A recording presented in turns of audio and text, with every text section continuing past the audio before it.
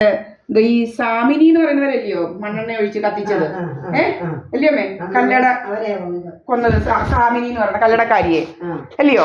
അത് കഴിഞ്ഞ് പിന്നെ എന്തുവാ നമ്മുടെ പിന്നെ ഇവരുടെ വീട്ടില് ഈ സൽപ്പകവല്ലിയുടെ സാറമ്മ എന്ന് പറയുന്ന അമ്മയുടെ മൂത്ത മോൻ ആർട്ടിസ്റ്റ് കൊളത്തി ചാടി കൊളത്തി കൊന്ന് ചത്ത് കിടന്ന് ചെരുപ്പ് ഇതുപോലെ വെളിയിലിരുന്ന്.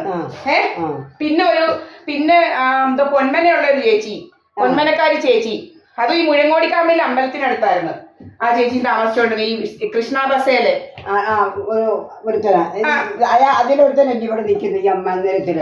മന്ദിരത്തിലെ സെക്രട്ടറി. അവരുടെ ബന്ധുക്കൾ അല്ല, അവരൊന്നും അല്ല, ഇയാളുടെ ബന്ധുക്കളാ. ആ കൃഷ്ണ ബസിലെ എന്തുവാ കണ്ടക്ടറും കണ്ടായിരുന്നു. അവനല്ലയോ അവന്റെ ഭാര്യ എന്നിട്ട് ഡിവോഴ്സ് ചെയ്തിട്ട് ഈ ചേച്ചി ഒറ്റയ്ക്കൊക്കെ ആക്കിയിട്ടാ എന്തുവാ നമ്മുടെ എന്തുവാ പാലം ഉണ്ടല്ലോ, 2 പിള്ളേരും ഉണ്ടായിരുന്നു, പഠിക്കാൻ മിടുക്കര് പിള്ളേര്. അവര് ഹോസ്റ്റലിലൊക്കെ ആയിരുന്നായിരിക്കും.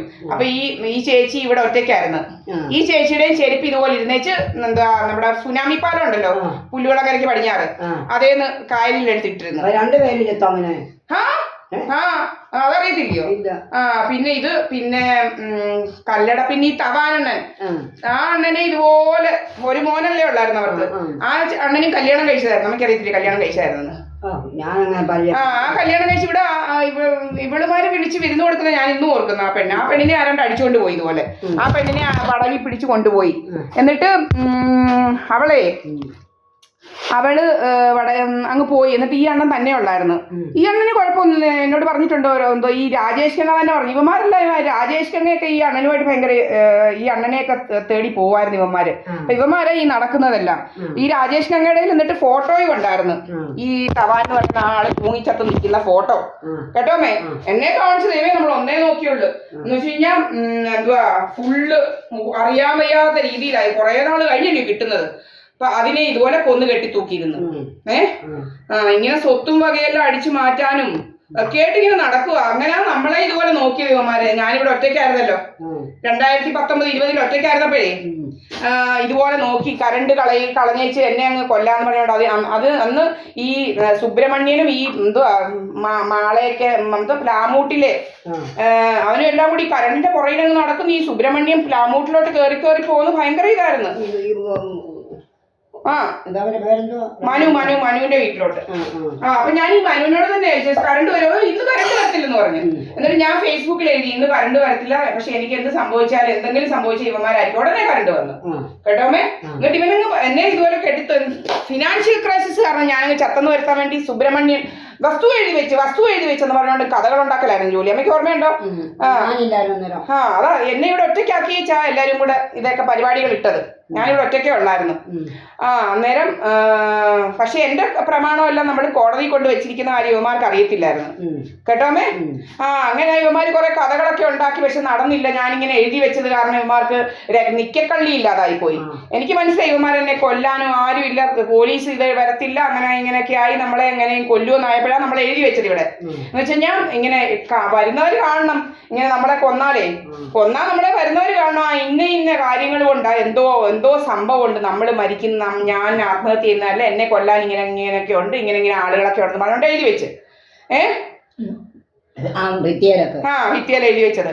അന്നേരം പിന്നെ മനു അങ്ങ് വിളിക്കാൻ തുടങ്ങിയത് അമ്മ എന്തോ എവിടാ തുമ്പോണായിരുന്നപ്പോ അമ്മ അങ്ങ് വിളിക്കുമല്ലായിരുന്നോ? അമ്മ തുമ്പോണായിരുന്നു. അപ്പം അമ്മ തന്നെ പറഞ്ഞു, അമ്മ മനു അമ്മയെ അങ്ങ് വിളിക്കുമായിരുന്നു. ഇത് വന്ന് തുടയ്ക്കുന്നുണ്ടോ, ഇത് വന്ന് പെയിന്റ് ചെയ്യുന്നുണ്ടോ എന്ന് പറഞ്ഞോണ്ട് വിളിച്ചില്ലയോ? വിളിച്ചോ ഇല്ലയോ? എന്താ ഓർക്കുന്നില്ലേ? നിങ്ങൾ എന്നോട് പറഞ്ഞതാണല്ലോ ഇതെല്ലാം.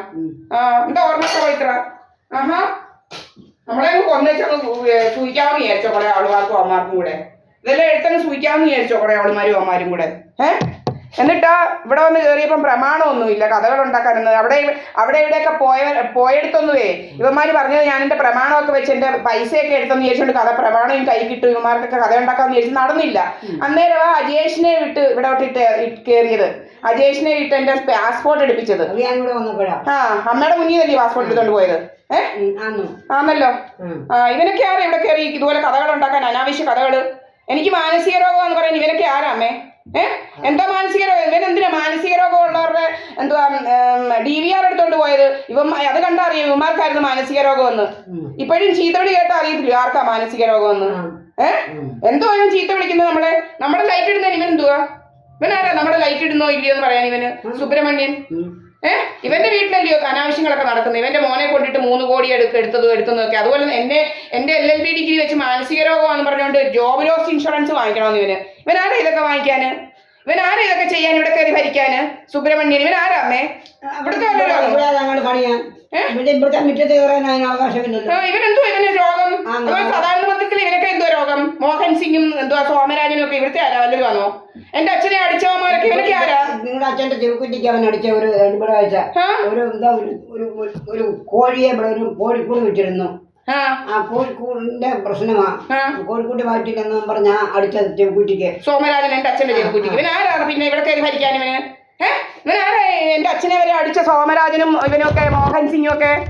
എന്തോ ഇവിടെ കയറി ഭരിക്കുന്ന ഇവന്മാര്? എന്തോന്നാവുമെന്നോ? അതുപോലെ എന്തോ എന്നെടുത്ത് കുസ്തി പിടിക്കുന്ന ഇവന്മാര്? ഇവന്മാരെന്തോ അതുപോലെ ഇപ്പം തുടങ്ങിയിരിക്കുന്ന ഇവന്മാർ എന്നെ പറഞ്ഞിരിക്കുന്നത് അങ്ങ് എന്തോ വകവരുത്തും.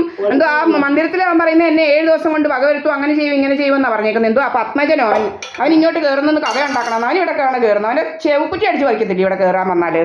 അവൻ ആരാ ഇവിടെ കയറാനും ഒക്കെ കഥ ഉണ്ടാക്കാന്? കണ്ട ആണുങ്ങൾ ഇവിടെ കയറുന്നോ? ഇതാണ് സത്യസന്ധമായ കാര്യങ്ങൾ. നിങ്ങളിതൊക്കെ അറിയണം നാട്ടുകാർ. വലിയ ശല്യമായിട്ട് മാറിയിരിക്കും ഇവന്മാരെ കൊണ്ട്. എൻ്റെ അച്ഛനെ മുതലേ അടിച്ച് നടക്കുന്നവന്മാരാണ് ഈ സോമരാജനും ഈ ഇവന്മാരെല്ലാം.